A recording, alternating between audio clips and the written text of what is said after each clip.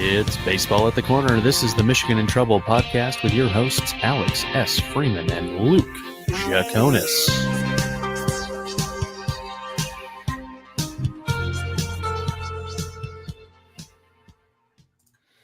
Luke Jaconis, how you doing?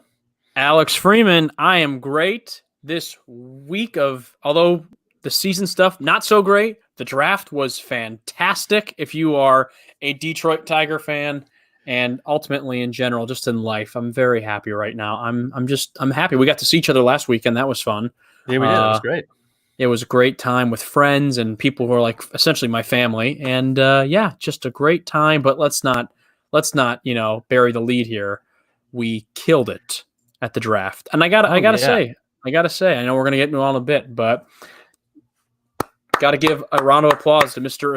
Al Avila. I think with so much tension going on in the world right now, I kind of just in general want to be more positive, more, optimistic. So maybe it's time I bury the hatch, with Al Avila. And I got to give him his due. Guy killed it in the draft. Everything I wanted the Tigers to do, they did. And I'm not being facetious here. I think we absolutely destroyed it. It seems to be kind of the public opinion of everybody that the Tigers killed it in this year's draft. Exciting times are ahead. Now, granted, got to take for a grain of salt. Just because you draft huge prospects doesn't mean every single one of them is going to pan out. But that's right. We'll get to that a little bit. We got a lot to do before then, but it's good. It's good to be a Tiger fan right now. So.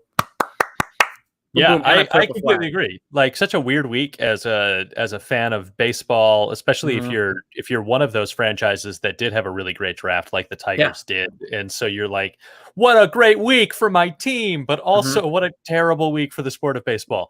And like as we've pulled up the rundown here for the season, it looks like a short conversation, but each of these headings belies a very big conversation that we've got to have. And so you're right. We do want to try and stay positive with things as much as we can. There's so much else going on in the world that is significantly more important than baseball. Don't get us wrong, but we are indeed a baseball show. So let's dive in first to the first bit of bad news here.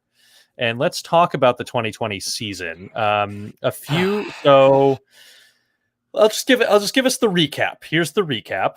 MLB offered a deal that would be a non-starter with players. Sort of the second we saw the deal, we knew that this was going to be no-go, which increased the number of games, but did not come up to the one sticking point that the players continuously say that they have, which is full pro rata salaries. And unsurprisingly, the MLBPA rejected that offer again and declined to counter offer. So that puts us we've had 5 official proposals, 3 from the league, 2 from the players. This latest offer was a 72-game season at 80% prorated salaries. And the players said no. And so now that's sort of where we stand. We did get a letter from the MLBPA that said this: if it is your intention to unilaterally impose a season, we again request that you inform us and our members of how many games you intend to play and when and where players should report. It is unfair to leave players and fans hanging at this point. So essentially what that means is the players have said, put up or shut up. If you're going to just force us into this 50-game season, just do it. And they have requested that the league let them know by end of business on Monday. So if you're listening to this when the show comes out by the end of business today, theoretically, if the league complies, we will have an answer as to what the season will look like. Now, we may not.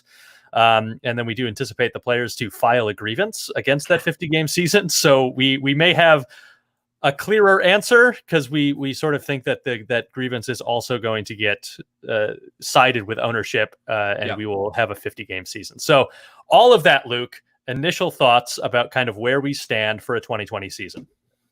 Okay, so we kind of we were off for a little bit over a week because we were all hanging out last week, and so we pre-recorded a lot of stuff. So it's been a while since you and I have actually done a show. It's probably been over a week, maybe 10 days in that ballpark. Yeah, right around there. And when we did that show, I kind of ranted saying because there's so many bigger things going on in the world right now than baseball. This is just, at this point, it's almost childish and annoying. And that still hasn't changed. 10 days later, 10 days removed from my little rant, I still share the same thoughts. Look around, read the room. You have said it, I've said it. Read the room, see what's going on. There is much, much bigger things going on in the world right now than guys haggling over 80% prorated to 100% prorated to 70 games to 80 games. It's annoying and it's embarrassing. This is a horrendous look for baseball. We've been saying this all along. This isn't even from 10 days ago. I think we've been having this kind of same tune and having these same conversations since like mid-May. We've been like, this is a horrendous look for the sport. Every other sport, for the most part, has their stuff together other than baseball. It's atrocious. I think both sides are at fault. I think that the owners play boy who cried wolf in a sense of being like, we have no money, yet they're billionaires who are worth billions upon billions of dollars. And then you have the players who I think are being a bit stubborn and are not trying to meet ownership anywhere in the middle, and they're being so stubborn and stuck in their ways that there's no sense of coming together in unity. So again, I think the owners are crybaby billionaires, and I think right now the players are crybaby millionaires. It's my thought. Now, I know we're going to get into it a little bit. There are some remarks from the owners that have definitely rubbed people the wrong way, and I can see where those frustrations are coming from because I don't think they worded it quite like they wanted to. It definitely kind of came off kind of jerkish, to put it PG-ish. But yeah, overall, it's the same conversation, Alex, that you and I have been having since May. This is a horrible look for the sport of baseball, and it's funny that you brought it up earlier, kind of being like, for Tigers fans, this was a great week. This was a really great week if you're a Detroit Tiger fan. However, if you're a fan of baseball, which we both are, even outside of our beloved Tigers, this was an atrocious week. This was a horrible, horrible, horrible week. So, yeah, it's not good, and I don't know if it's going to get better. The thing that's interesting to note is, and that it kind of was just talked about in the show notes a little bit there, we're going to have a season this year. Like, enough of us kind of being like, if we have a season or if and when we are going to 100% have a season this year. Rob Manfred during the draft was talking about, and he said, I 100% can confirm that we will play baseball in 2020. Now, whether it's 48 games or 75 games, that was kind of what was still to be continued and to be discussed. But we're going to play baseball this year. So I do kind of commend the players a little bit, being like, look, we're not budging on this. So if we're going to play 50 games, just let us know so we can get going. But at the same time, I like kind of what the owner said, being like, we feel like the players aren't willing to meet in the middle. And now it is not only taking a hit against the players, but also baseball, and more importantly, the sport and the fans. It's a mess. This is a disgusting drag out, knockdown brawl that is taking place between ownership and players. And the worst part is, this is only the beginning. It's not going to get better. Even if we play 50 games, 80 games, whatever, we don't close the book and move on to next season. And we're going to get to that in a little bit too, I know. This is bad. This is very, very, very bad. And it's not going to get better anytime soon. But if we're talking about the immediate future, we're going to probably get, 50 games, unless the MLB comes back with another offer and says, hey, we're going to do 100%, prorated salaries, and we're going to do 80 games or 70 games. I don't know, unless they kind of, it's Hail Mary time. I mean, beyond that, it's even, I think Hail Mary time is over, to be quite honest with you. I think the clock's out. Clock is zero. And this is a bad look. We're going to play baseball, so let's just get it over with. And I've got some other thoughts too, but I don't want to monopolize the conversation. So why don't you go ahead? But yeah, it's bad. I mean, I think that I do agree with you that the players are not blameless in this, and I think that part of that is they, instead of when they came out with their proposals of 100+ games of that they wanted those at full pro rata, and they knew that ownership wasn't going to go for that. There's a lot of both sides have to know that the offer I'm giving you, I know that you're not going to accept. And so why am I that's not negotiating in good faith on either side. That is not saying, hey, this is a place that we can give. Let's play 119 and do it at 90% of the salaries that we had agreed on. That seems great. Cause coming out of the March agreement, that felt like, and what both sides have reported is that felt like an 82 game deal. That if we played 82, this is the deal we can come to. And so then players can say, okay, but what if we played 112? but we do it at 95% of that deal, which gets them a little bit more money, but it also is not as expensive for ownership. And that feels like that's how you reach an agreement like an adult. Like, I don't understand how these guys can get into a room and be like, no. We want this. And that's all. It's really bad negotiating. Yeah, from both sides. Just terrible. And it doesn't make any sense either, because both sides were pretty clear of like the spots where they couldn't give. In general. And so it doesn't make sense to me why we had to go back and forth through all of this muck. And you mentioned the statement from Major League Baseball. So let's just pull that up and let's get this into the conversation. So Major League Baseball issued the following statement. We're disappointed that the MLBPA has chosen not to negotiate in good faith over resumption of play after MLB has made 3 successive proposals that would provide players, clubs, and our fans with an amicable resolution to a very difficult situation caused by the COVID-19 pandemic. Blah, blah, blah about the March 26th agreement, their stance on it. And so let me find this. And here it is. So the MLBPA's position that players are entitled to virtually all the revenue from a 2020 season played without fans is not fair to the thousands of other baseball employees that clubs and our office are supporting financially during this very difficult 2020 season. That, to me, is the piece of that statement that I had the biggest issue with, is that don't try and say that because you're doing right by the hourly employees, which you should do anyway, that's why the players need to bend here. They're not the billionaires in the situation. They're not the owners of the team. They don't run these companies. They are more of your employees. And also, sure, some of these guys would have worked that they're paying right now, that there are certainly stadium operations guys that would have to be there even in the absence of fans that would have to work. And so the players, by trying to play more games, were theoretically looking out for those guys a little bit better than the ownership was. Yeah, that's a great point. If point. We're only bringing them for 50 games and now ownership has a reason to say, okay, well, we have some games, so I'm not going to pay you for the games that got canceled. And so now that these guys aren't taken care of as well, or just write the check.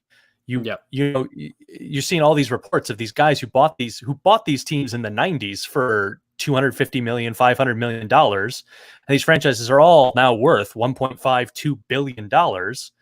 And so don't tell me that you haven't made money on this investment. That if you that's just the value of the franchise. That doesn't count the money that the revenue or that profit that they're making that they actively lie about, and do some really creative bookkeeping to make it look like the team doesn't make that much money. But boy, my parking company makes a ton of money. And what a bad look for ownership too, this week that the deal with Turner gets announced.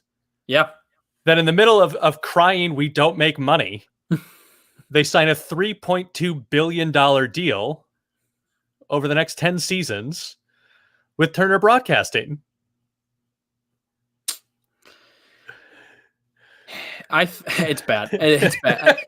The one part that I've seen people being most frustrated or angry at is that first line of we're sad that the players haven't wanted to negotiate in good faith. I think that's because it's just kind of a pricky thing to say. Like, there's not really it's just kind of like, really? It's like you're billionaires. You're multi-billionaires with a B. Now, granted, I know I just kind of said earlier, the players kind of have their heels in the ground or whatever the phrase is, because they haven't budged at all. They want the 100% prorated, or they're not budging at all on that.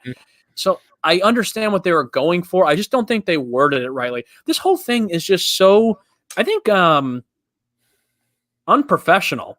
Maybe that's the word I'm trying to think of, because we just said the negotiating has been terrible. They slop together this official release that doesn't really, smooth things over. It just seems like everything that someone tries to do in the situation, it's not putting the fire out with water. It's just dousing the fire in gasoline. Yeah. Like it's only getting worse and worse. And I don't know what the in or the out is to fix that. But yeah, I mean that statement wasn't good. And I think when the owners and Major League Baseball in general release statements like that, it then makes it that much easier to be on the side of players. But then at the same time, I still don't think the players are without sin throughout this whole thing. Yeah. Like No. they've been stuck up and stubborn too. Like whatever that what the MLB released this week, it was like 72 games at 80% prorated salaries, I think. Mm-hmm. Like that's pretty good, I think. I don't know. I mean, it's 20% less than what they wanted, but I mean, it's a hell of a lot better than what did we originally start at after the initial March thing? Wasn't it like they were going to give the players like 30 or 40%, something like that, or maybe 50? It was actually a little higher than that. It was little, about 60. okay, yeah. We've essentially gone like 60, or maybe it's either 70, 75, 80, or okay. 65, 75, 70, yeah. 80. But so it's fair to say that it's gone up within 15 to 20%. I mean, I think that's a pretty gracious thing to say.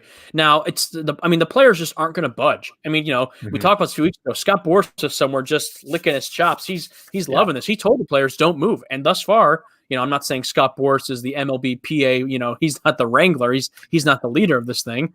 But kind of might as well be, considering the amount of contract money he commands. It's true, and I mean they've listened to his advice thus far. He said, He said, I'm advising the players not to budge, and they haven't budged. So I mean, maybe Scott Boras is the mastermind on the player side. Who knows? It's him. Now I will say, Luke, that in defense of the players not liking that movement from ownership is that if you look at the actual like dollar amount of each offer, the ownership has not moved much, if at all. And so like going to 80% with more games, or with in that situation, it's more or less kept it within the same like kind of, we're talking about maybe 100 million in a 1.2 1.4 billion dollar deal. So the ownership has moved a little bit. I will agree there, but I don't think that ownership has moved quite. They've essentially stayed in the same band of what they're going to end up paying for a 48 to 55 game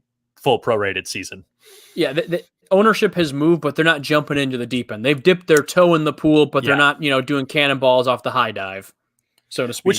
Which is also why I think that there is some fault to the players here, in that I think if they had made that kind of concession where they said, okay, let's play 90 at 95% salaries.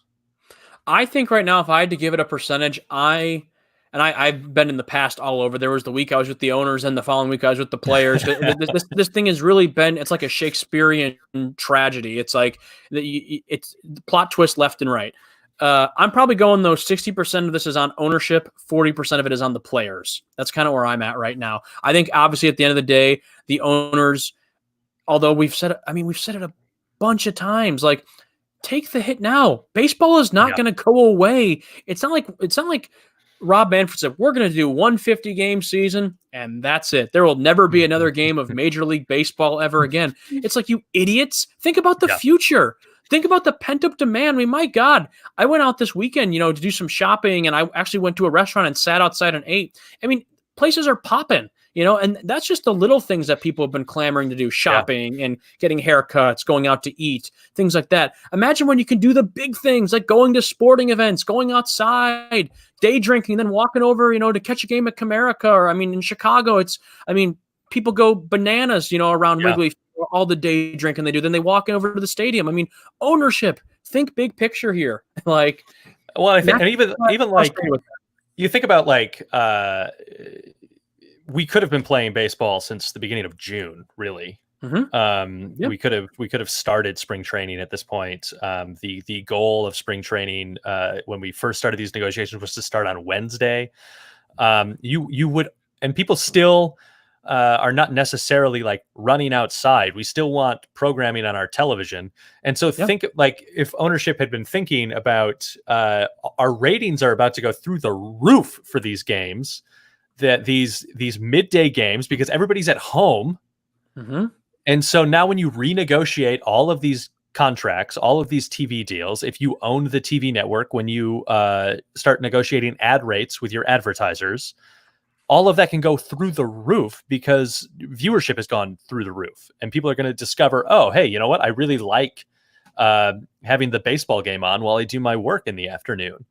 Yeah. And so because it was something new that they could put on to work to, and so now that opportunity is lost as well. Like NASCAR is a really great example of a sport that was on the way out, that was declining viewership year after year, and they found a way to get back. Now, certainly it was easier for NASCAR to get back than a lot of these sports, be just through the nature of how NASCAR operates, but certainly not without many hurdles. And now they have seen some of the highest ratings that they've ever seen. And they're essentially seeing the Daytona 500 every single weekend. And that's massive for that sport. And it could have been the same way for baseball. I think that's a very, very good point. I think our Jeff Passan guy, if you're a baseball fan and you're not following Jeff Passan on Twitter, get on it. The guy, he breaks it down for idiots like me, which is fantastic because it's easier to understand with all these numbers and percentages. It gets confusing. So Jeff Passan does a great job of kind of breaking it down for the common man. It's wonderful. And I think I saw the other day, he did this big spiel, and he pretty much, says, oh, the ownership's not wanting to give in, players don't want to give in, yada, yada, yada, percentages, numbers, games, starting dates, whatever. And at the end of it, it just says, just start playing baseball. Just play baseball already. It's like, yeah. And we're going to play too. So, I mean, what is much more of the holdup at this point? I mean, I guess we'll know by tomorrow. I mean, maybe tomorrow. There's no guarantee that, the MLB is just going to adhere to the players' demands of being like, by the end of business day on Monday, we want to know what we're doing. So I don't know. I think too, this is a really bad look for baseball in general, because I think this is going to turn off a lot of fans. Now, not the majority. I think there's going to be people like us who are like, we've been clamoring, and this is kind of our job in a way too, so we have to watch and report it. Now is not the time for us to get cold feet and be like, no, I didn't like it. I'm not going to participate. No, but like, so for us, obviously, and we have to, but there's thousands upon thousands of fans who are going to be like, who are pissed at this situation right now. But the minute they have a chance to watch baseball, they're going to do it. But I know there's people, I've seen people on Twitter like, I'm just not going to watch this year. Like I don't want to watch. This whole thing is just left like a bad taste in my mouth. So again, I think those people are definitely few and far between. I think the overwhelming majority of people, when baseball is back on, will jump like that to watch it. But again, to kind of just summarize, this is just a bad look for baseball, and both sides are at fault. I don't care what, if you're a little bit more on the side, think the players are more at fault, or maybe the owners are at fault. It doesn't matter. As an overall picture, this is a terrible look for baseball, and both sides need to take responsibility, because they're pointing fingers at each other, and it makes sense because they're both at fault. Yeah, absolutely. And I think, and we've alluded to it a little bit in this conversation already, but I also want to now talk about it a little bit more purposefully, is that there's huge implications here for the 2022 season. In how this is unfolded. So for those that haven't been following, the CBA expires, the collective bargaining agreement expires after the 2021 season. So I do want to also make note that we shouldn't anticipate any impact on the 2021 season from the CBA negotiations. That they sort of fixed that issue after 94, when we canceled the World Series because we didn't have a functioning CBA. But it ends in December of 2021, which could impact the 2022 offseason and could impact the 2022 season. And that's barring there being no impact from the continued pandemic that may still be a problem in 2021 that we haven't dealt with, that maybe the season gets delayed again in 2021 and we go through this whole thing one more time. I know. Isn't that exciting? But so there's a lot of reasons that like we should really be concerned about a lockout going into 2022, including I went back to some old reports about labor strife from between ownership and players from before the pandemic, so like end of 2019, and there are players discussing the need to save up some money for a lockout. Now, this is where the sort of coronavirus is going to kind of maybe adjust some of those plans, and maybe the stomach that players have for a lockout and a walkout. Because obviously that, some of these lower paid guys are not getting game checks right now. And so some of that saving that they may have been doing in preparation for a walkout is maybe being depleted a little bit. So maybe they won't have the stomach, which also may be part of the consideration that ownership is making in not giving them more money. Yep. And so I don't think that should get lost here. But I think, like, we've seen so much distrust between players and ownership that I do not foresee them getting a CBA done by the deadline in 2021. This is kind of off topic, but with the players and the owners hating each other so much, it seems, at least on paper, do you think there's one player that, like, ownership can't stand? And then do you think there's one owner that all of the players are like, man, this guy sucks? Or, you know what I mean? Is there, I wonder who it is. There's always a couple. And like when you get in these big battles, there's always like that. There's that one person that everyone hates on both sides. So I wonder who that is right now. Yeah, I'd be curious. Is it Scott Boras for the players? He might be. Who knows? Could be. Yes, Scott Boras is actually the player that owners really hate. It's all, which would make sense because he does control billions of dollars in contracts. Yep. And I don't know who the ownership team would be that people would have the biggest kind of problem with. That's the hard part because it's so collective. Yeah, that's one of the interesting things about baseball is that I don't feel like we really have the same kind of, like, when you look at the NBA, like you have guys like Mark Cuban that are out in front of the camera all the time. And you have guys certainly in the NFL, Jerry Jones. Yeah, you think about a guy like Jerry Jones. I think Jerry Jones should maybe remove himself from the camera, and maybe the Cowboys would see better results. But that's not. We're a baseball show, not a football show. Yeah, and similar, and so that's the interesting thing about baseball is that I feel like we see the GMs way more than we do in those other sports. That we kind of talk about Al Avila way more than we certainly talk about the Ilitch family. Yeah. But we don't. But when we talk about baseball and baseball moves, we talk about Al Avila. We don't talk about the Illiches in that regard. Although they are ready to spend money, and that will sort of get us into that next segment. But I just want to before we move there, let's get all the bad news out of the way. Yeah, then we can end on a good note. So a couple of the points that are going to be sort of real problems and things that I want to note is we have had theoretical labor peace since 1995, although I don't know that we can call what is happening now labor peace, but we've had no work stoppage in Major League Baseball since 1995 due to a labor dispute. But it is important to remember that in 2016 we were within hours of a lockout. That deal was almost didn't happen, and so we almost had the strike going into the 2017 season. That's important, and I think we've seen some of the fruits of that tree bearing right now, and I think we will continue to see it as we go into, especially as ownership is certainly going to use this season to cry low revenues, low money. We can't give up some of this stuff because then we couldn't afford to keep our billion-dollar teams, and so that's certainly going to continue to be a problem in these arguments. The big sticking point for the players is the competitive balance tax, also known as a luxury tax, which has been functioning as a soft salary cap, where baseball does not have a salary cap.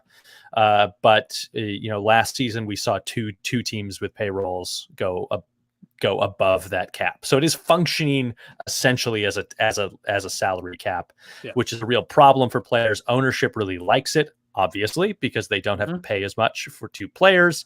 And so the players really do have a lot of issues with the way compensation lays out. And they don't really have a lot that they can give back to ownership. Ownership has really, quote unquote, won the last couple of CBAs. And so there's not a lot the players can give back to kind of get these wins that they want. And so the only real solution for players is to refuse to play until owners give them what they want. And so I don't like to say that, but I do. I would put the odds at better than 50% that we start 2022 late because we're locked out. Wonderful. Yeah. Man, so season was delayed this year because of coronavirus. It could potentially be delayed in 2021, and depending on where we're at with the virus. I mean, and all reports suggest by then there will be a vaccine in place, so the world of hope would be as back to normal as it once was. And but let's just say hypothetically for this little fun argument that there's no vaccine yet, so we're still delayed with baseball. And then 2022 rolls around, we finally get that vaccine, but wait, nope, got to have a lockout. So if you want to watch regular, normal, 162 game season baseball, might I suggest to you 2023? That might be the time for you to tune back in, because otherwise it's just, again, billionaires beefing with millionaires, viruses, pandemics, people just being annoying. And what a time. We picked a great time to start this show. Truly did.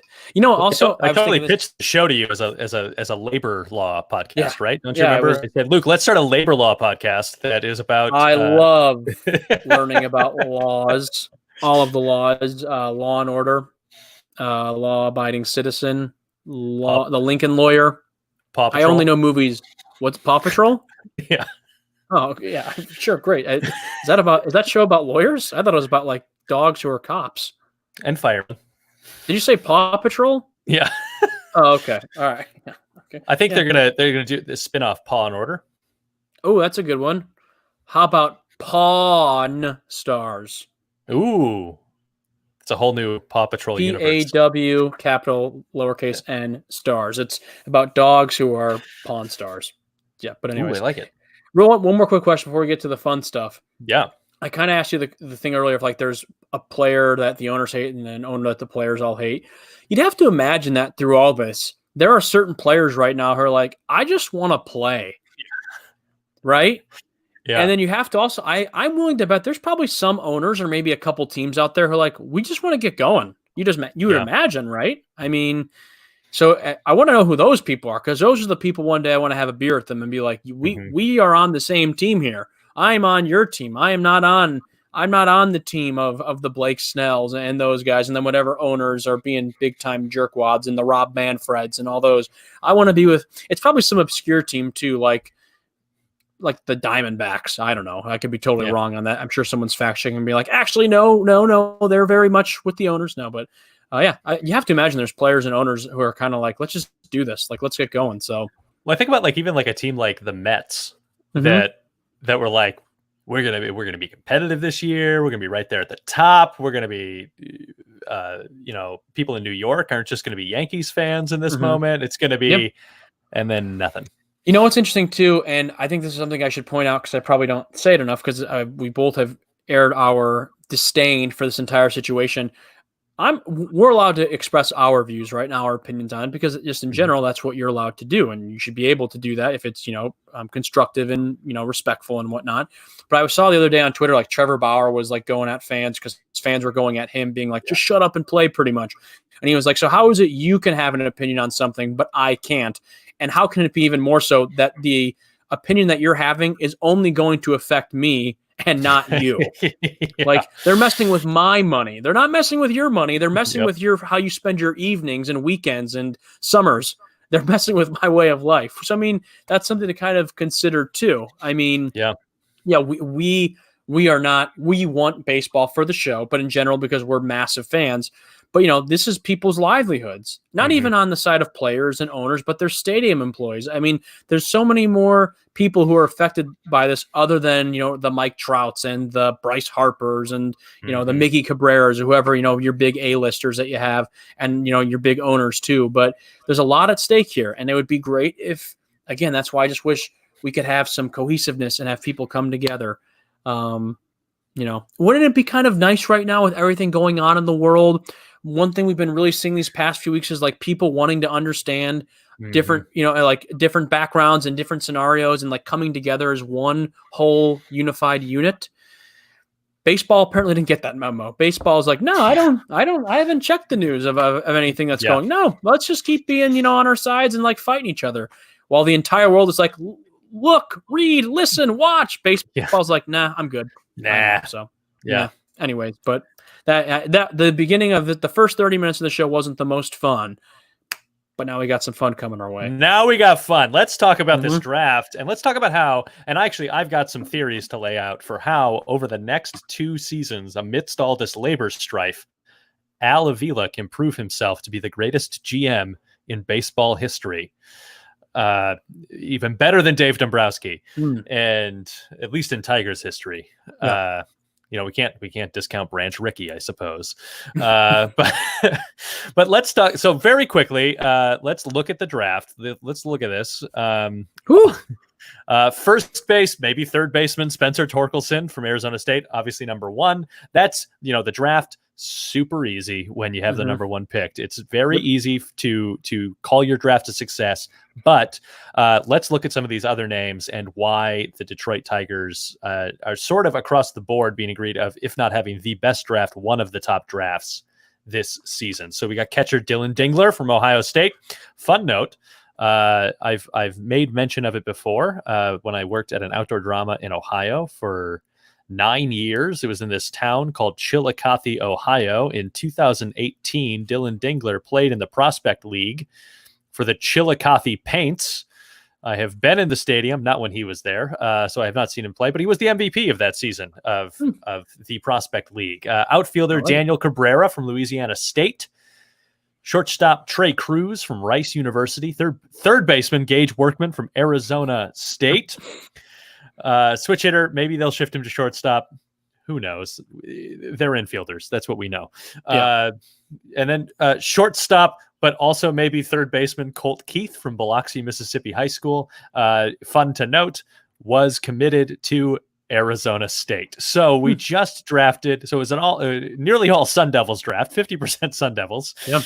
And Arizona State also, if we were sorry to anybody who runs an Arizona State baseball podcast, because you don't have any third baseman anymore. So yeah, they're ours. Good luck. They're all Tigers now. So Luke, much. Yeah. Initial reactions here to this draft class.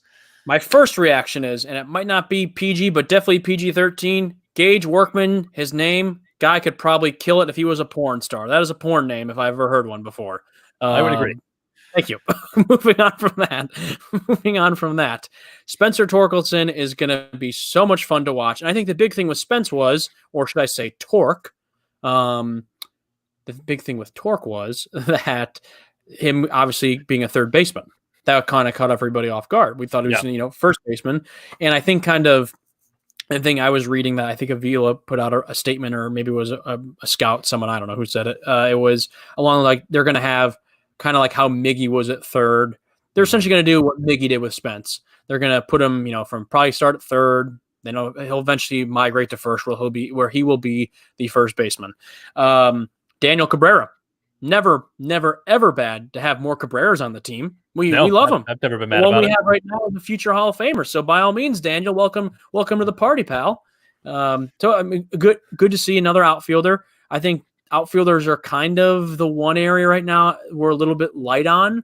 Obviously, we got Riley Green coming, and we got the Daz Camerons and Derek Hills. Right now, we got Kristen Stewart out there. So it'll be interesting to see. Never bad to add some outfielders. Dylan Dingler. Another guy with a great name for potentially, you know what I mean. But yeah, another catcher. Honestly, the Dylan Dingler one kind of caught me off guard a little bit, just because Jake Rogers really hasn't had like his chance yet. Yeah, and we've been hearing so much. I mean, I was just looking at the Tigers' top prospects now. I'm sure this is different with these most recent draft results, but as it stands right now on their website, Jake Rogers is the number 10 overall prospect in the system. He made his debut last year, and granted, it wasn't very good, but we've said a billion times, nothing in 2019 was good, so we can move on.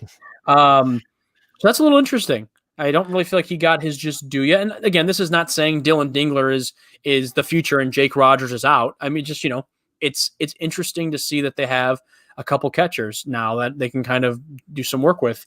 Yeah, I think that kind of sticking in that vein real quick. The thing that I like about that pick is that now, like, if Jake Rogers works out and becomes who we hope he could become, now we have a Dylan Dingler in the system that we can deal for something. I can't help but laugh Or every time I hear that I name. know.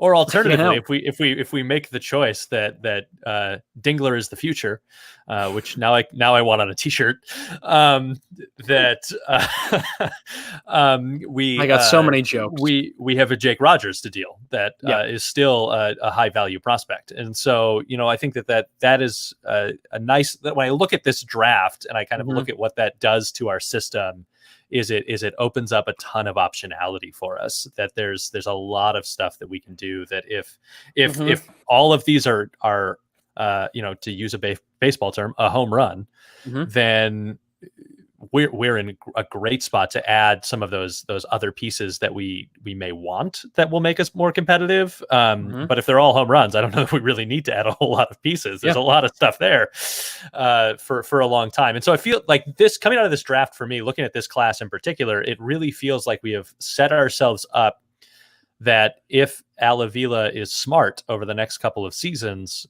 we can kind of make that shift as a franchise that we've talked about, from being one that is like, we're going to hit the home run and we're going to be competitive for these 2 seasons, and then we're going to be really bad for 8, and then we're going to be really good for 2, and then we're going to be bad for 8, Ugh. but into that franchise like the Cardinals, Mhm.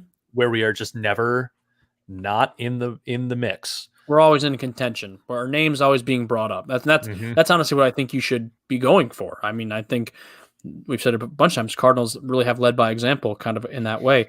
What is great here is a lot of options now. You just said that. Mm-hmm. You look back a year ago, everyone was like, the farm system is really pitcher heavy. A lot of good pitchers, but like, who do we have, that's going to hit other than Riley Green? Well, now you got a guy named Spencer Torkelson. You got your Daniel Cabreras, you got your Dylan Dinglers. And then you have to keep in mind, too, there's other hitters and position players in the Mm-hmm. system who have yet to make their appearances with the Major League Club. You've got your Isaac Paredes, you've got your Daz Camerons, your Derek Hills, your Cody Clemens, your Parker Meadows, all these kind of guys who haven't really surfaced yet, but you would imagine that will happen fairly soon. And then, we've got the big 1-2 punch, the Riley Green and the Spencer Torkelson. I mean, it's going to be awesome. I can't wait to see what these guys do.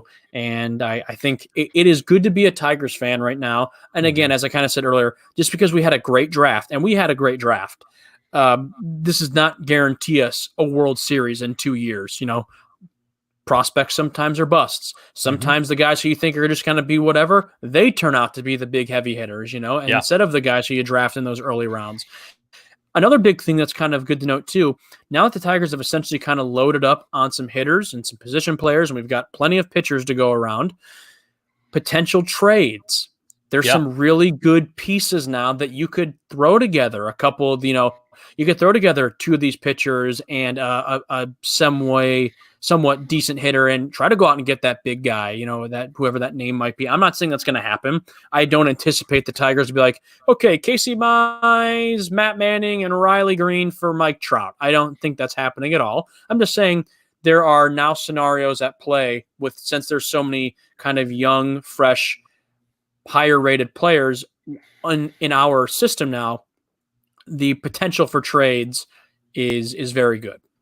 Yeah, and I think that one of the things so as I look ahead at the next couple of seasons, where I think at the earliest we compete in 2022, it's probably more 2023 where kind of a lot of these guys are up, and are definitely there. I feel like we are definitely competitive by 2023, maybe competitive by 2022. But so you want to look at these off seasons, and why I hope that Al Avila and the Ilitch family are walking in tandem in this is that there's going to be some really nice guys coming into free agency, that and especially looking into next offseason, this coming offseason, Mookie Betts is a guy that's coming into free agency, and it's going to be a depressed free agent market.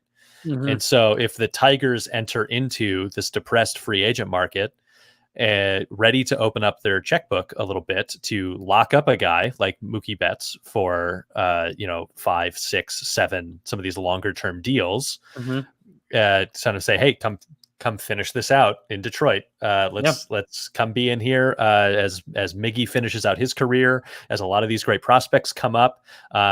If they start making kind of those kinds of moves, then suddenly we're building ourselves to, and then the biggest thing that this was, I think, Dave Dombrowski's downfall, and where I think he kind of wasn't quite great as a GM, is that he would give up the future for the present. Yep. And I think that there's especially entering right now with what is in the farm system, there's not necessarily a reason to do that you can be patient and pick up guys in free agency and say, let's let these guys get up. And then as they get up, if 5 years into this deal, these guys haven't panned out, now we'll go out onto the market and we'll get some pieces so that by the end of your deal, we're competing for a World Series. We have to let these guys have a chance to go up and fail to an extent. You know what I mean? Like we can't throw Casey Mize out there, and if he absolutely stinks for 5, 6, 7 years, be like, all right, I think let's maybe year 8. Like we have to read the situation. We have to and that's what's great with analytics and how the league has developed. Even in the last 5 years to 10 years, compared to when Dombrowski was there. But yeah, we have to give these guys a chance to get up there, get comfortable, and just let them do their thing. That's why I said it a little bit earlier, but the Jake Rogers thing, it's way too early just because he wasn't great in 2019 to be like, that's it for Jake. Bring in Dylan. Like we can't do that. We need to give these guys their just due. We need to let them have a chance at, earning their spots and staying on the team. And that's what's exciting. There's going to be a lot of great competition, I think, coming down the pipe here in the next year or so. I'm going to say this. I think, and I know this is where I texted you throughout the week. I was like, I'm getting optimistic again. Oh no, someone talked me off the ledge. This is when I need Tom here, because he would be like, dude, just look at the bullpen. And I'd be like, you're right. Thank God. You're right. That's correct. Yeah, that is correct. That is still an issue we have to figure out. But but hopefully, and I don't mean to derail your point here, Luke. That's but okay. You think about, if a lot of these guys pan out in the farm system, then we're not going out to go get a shortstop. We're going out to go get a reliever, and that's one, a little bit cheaper, and two, that's the need that we can readily identify, is that we don't have relievers. We have guys that can play shortstop, and so that's a nice thing as well. But we should get Mookie Betts this offseason. You're gonna hear me all year, all season. That would be very, very, very cool. But we just have to see. And one thing I was going to say, the Illiches have said this is kind of the off season where they're supposed to be ready to kind of open up those wallets a bit. So Jordan Zimmerman's contract is done. Really, the only big lingering contract they have after this season is Miggy's. So they've cleared some cap space. It's time to start spending some money. So we'll see how much of that unfolds. And maybe instead of maybe not doing a trade for a reliever, maybe we're going out and signing, some big name reliever to a 2-year deal or something along those lines. We just don't know. What I was kind of saying about earlier about the competition, I just took down a couple of names here. So just in general, just names in kind of the middle infielders for second base and shortstop. These are guys who could potentially fill either of these positions. And listen to this list of names we've got here. We've got Nico Goodrum, Willie Castro, Trey Cruz, Isaac Paredes. Let me see here. I got horrible penmanship. Doel Lugo, Jamer Candelario, Harold Castro, Gage Workman, right? That's the guy. Gage Workman. Cole Keith. I think that was the other name, correct? Or was he an outfielder? Did I have him right? I think he was Colt Keith, not Cole Keith, Colt Keith. Yeah. And Cody Clemens.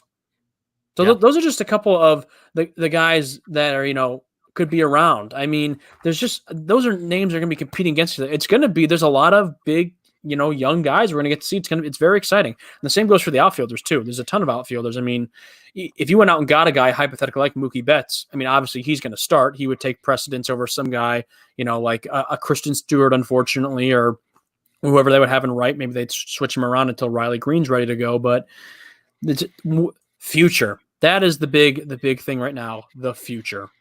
Yeah, I want to pull up a tweet from Jay Markle, who does some writing for Bless You Boys. And I will read it for those of you on the audio version of it. But it says the text of the tweet is, "Look me in the eyes and tell me this doesn't look like fun." And then it's a lineup card. Then we've got in the pitching slots: Manning, Boyd, Mize, Fulmer, Turnbull, Hess, Perez, Skubal. And then your defensive lineup card there: catcher Jake Rogers, Torkelson at first, Goodrum at second, Castro at shortstop, Paredes at third, Riley Green at right field, Parker Meadows at center field, Daz Cameron at left field, and DH Miguel Cabrera. And that looks like fun. Let's get that lineup. Let's go. Yeah, I mean, it's so crazy. Even that lineup, this is the future. I mean, interesting to note though, that's again, it's just kind of, he just was listing some names there. His rotation, a lot of kind of current guys. I mean, you have your Mize and your Manning there, and Skubal he had as a closer, but Alex Faedo, I know he's hurt right now, but Joey Wentz is a guy. We have big things in mind for. Bo Burrows is another guy. But yeah, Turnbull, Fulmer. God, it'd be great if Fulmer could get back to the Fulmer of a couple years ago. Mm-hmm. And Boyd. Do you think this is the season? Because, I mean, you would imagine with everything going on, we're only going to play like 50 games this year, it looks like. Probably not a lot of trades throughout this shortened season. Not a lot of big signings, you would imagine. I mean, maybe there could be. I don't know. I have this feeling that you're not going to see. There's not going to be a big trade deadline like there is every year. It'll be interesting where they place that, where they decide to put that. Like, how would they do that? Yeah, because you got to think about, like, there's going to be teams that weren't expecting to be competitive that are suddenly competitive, and then they'll have to make the choice of do we move to make a run at this weird asterisk World Series, or do we just kind of like gain the competitive experience for these guys and load up for next season? That'll be interesting for a lot of GMs. I don't think you can do a trade deadline. I mean, if you play 50 games, when are you gonna make the trade deadline? Around game 30, game 35? So then they're with you for the remaining 15 games of the season. Then you go right into playoffs. Like, I just don't think they'll be able to do one. I mean, you can make trades. I just don't think there's going to be a deadline. I mean, but also, are you going to make trades? Like, I don't know. It's very confusing. The point I wanted to get to, though, was, do you think, assuming he makes it through the year and he's not in some crazy scenario traded, this is the offseason that Matt Boyd either gets traded, but in my opinion, gets an extension? Yeah, I think it is. I think that I do too. We're either going to kind of look ahead and deal him or deal him and give him a deal. The two kind of ways to look at that. I think that that's the right way to read that. Here's another roster I want to throw to you, Luke. Okay, yeah. This is from Jim Costa, who does sports talk in Michigan. Your 2022 Detroit Tigers: catcher Dingler, first base Torkelson, second base Castro, shortstop Linder. I think maybe not Linder, but Lindor. Third base Paredes, left field Peterson, center field Cameron, right field Green, DH Cabrera, and then Mize, Manning, Skubal, Boyd, Verlander as your starting rotation. Fulmer, Norris, and Jimenez as your closer. Oh man, JV back with the boys in 2022. That would be awesome. Because when is his deal up with the Astros? I want to say this year or next year. I'm honestly not sure off the top of my head. It's within the next 2 seasons, I'm pretty sure. Yeah, because that's again the time to go back to that well and say, hey, Justin. Yeah. We know you love this city. Yeah, I mean, in a scenario where that happens, it's really kind of fitting because by that point in time, 2022, Miggy's time has pretty much come to an end. I think he's through 2023, if I'm not mistaken, and then that's it. Yep. I mean, I like this. This is what I like when players who have been through the thick of it, they're still here. Let's call it how it is. 2017, 2018, and 2019 have been crappy years for the Tigers. But I like that you're still going to see guys that were around for those crap days hopefully be around in the future when they're making runs, when they have all these young studs coming up from the minors. I want to see guys like Matt Boyd and Michael Fulmer and Nico Goodrum, and I think I saw Harold Castro on there, or Jacoby Jones, whoever it might be. I want to see these guys kind of get their due for sticking around for so long. As much as I want to see, I would be just as excited to see Miguel Cabrera win a World Series as I would to get to watch like Casey Mize pitch in one, if that makes sense. I think I really am happy that this at least seems to kind of be, it's not just me being like, come on, let's keep like the old guys around too, to like give it to them. It seems to be the consensus that like there is a reality where you are going to see. We talked about it last week, and I think we said the odds are pretty low or pretty slim, but I think there's a very good chance we have a day where we get to see Riley Green, Spencer Torkelson, and Miguel Cabrera all in the same lineup. I think, it's going to happen. I mean, again, that's, barring any huge setbacks with injuries, God forbid, or trades or anything like that. But yeah, I think as it stands now, there's a good chance by 2022, maybe 2023, that last year to two of Miggy's contract, we're going to get to see him play with these young guys. And that's really fun. That's what makes me excited, because I think he's earned it, man. I mean, I love Miggy. He's the best, and he's the captain of this team. So he's going to get to play with these guys who are then, even when he's gone, will be there for hopefully years to come. And yeah, you bring in a guy like JV for old time's sake. Boyd's still around. That's awesome. What I was going to say too was, if the Tigers extend Matt Boyd this offseason, I'm 100% buying his jersey. He will be the first jersey I have bought, a baseball jersey, in years. I love Matt Boyd. I think he's the best. He's a great dude. And I think one of the things that is really exciting to me about this lineup card is that you look at it and there's not a whole lot of guys you got to go out and get the piece, right? Like, this is and so that's an exciting thing for the future of Detroit, is that we've got these guys are in the system. They're with us right now, and so we just got to go out. We got to go out and get a starter. And if it's Justin Verlander, I love that. There are 17 names on that list. We currently, as of today, have 14 of them. Yeah. So, and I look at this roster and could they compete for a World Series tomorrow? No, but give them a year, and yeah, sure.